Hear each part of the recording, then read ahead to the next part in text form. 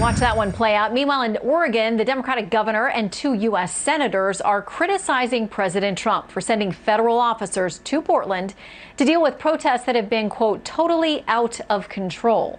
Now, demonstrators there have set up a so-called autonomous zone in a city park. Let's talk about the latest goings-on in the Northwest with Seattle radio talk show host Jason Rantz. Welcome back, Jason. Thanks for having me. Okay, so the mayor says he does not want federal forces there. They're using life-threatening tactics. We don't want or need their help in Portland. They definitely need help in Portland. Right now, the city leadership is not taking control of this newly formed or trying to form an autonomous zone similar to what happened in Seattle with CHOP or Chaz, although not named nearly as well. It's the Chinook Land Autonomous Territory, also known as CLAT, and it's been as successful as the Goya Foods boycott, where they tried to get it going, and then federal officials came in and police last night broke it up within a couple hours. I was just on Twitter to see where it stands right now. They're asking for folks to come down there with tents and goods. It's being put on in part by the Pacific Northwest Youth Liberation Front. And it's basically a bunch of teenagers who support Antifa and they're anti-capitalist and they think they're fighting the good fight.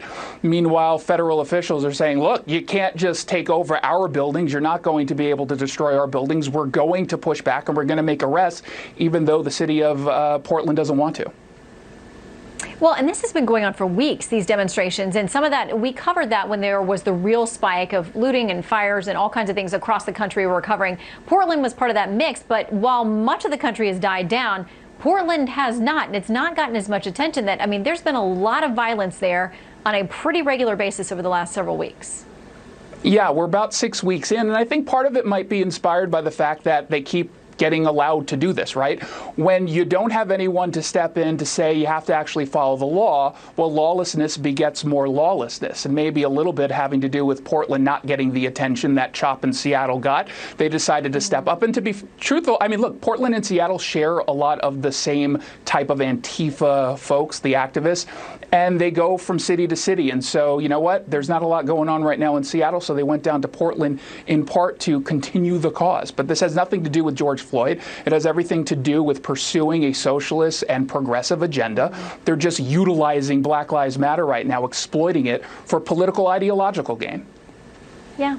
Well, and we'll see if they're part of the announcement the president says he's going to make next week with regard to the feds potentially getting involved in some of these cities. In the meantime, Jason Rantz, stay safe. Great to see you.